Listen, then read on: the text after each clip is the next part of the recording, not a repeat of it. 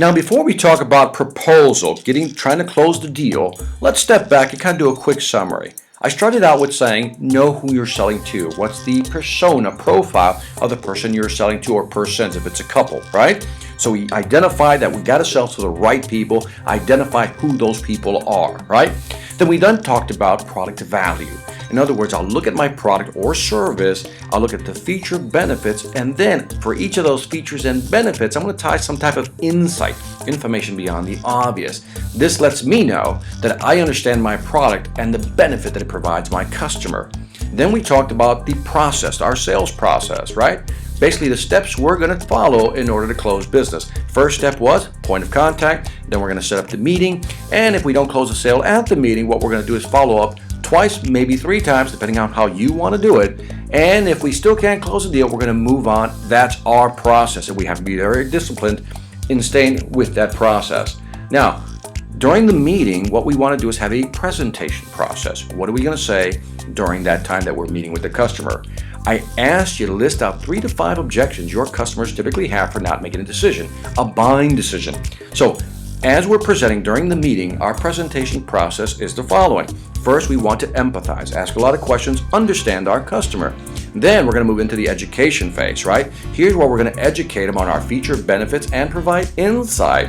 But we're also going to try to block the objections that they're dealing with. In other words, reasons why they don't want to buy. Get the idea? And then the last part is where we're at right now. That once we've gone through our presentation, once we've provided that information, how do we empower them to make a decision? Now, listen carefully. People today, again, don't want to be pressured into buying something. If you try to pressure them into buying something, they're going to have what is known as sales reactance, which means they're going to pull back. I know. You've heard the phrase ABC, always be closing. I like to use the phrase ABC, always be convincing, because that's really what customers want you to be, convincing. Prove to them that your product is worth them buying into. If you try to pressure people, guess what? It's not going to work. Now, if you're selling something that's very inexpensive, very cheap, then guess what? Maybe you can get away with pressuring people into buy. But the bigger the commitment, listen carefully, the bigger the commitment, the bigger the price tag, the bigger the commitment, the more pressure is viewed as negative. So again, when people have to make a commitment, they don't want to be pressured into buying. So what we want to do is offer them options. And so as you're presenting, give them options. Give them a low option, a medium option, and a high option. But give them choices for them to choose from.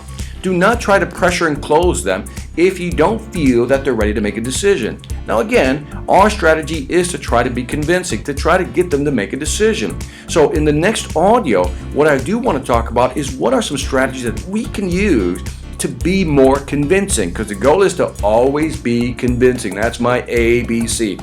So let's go to the next audio series, or audio in the series, and let's talk about persuasion and influence and how we can be more convincing when closing a deal. Here we go.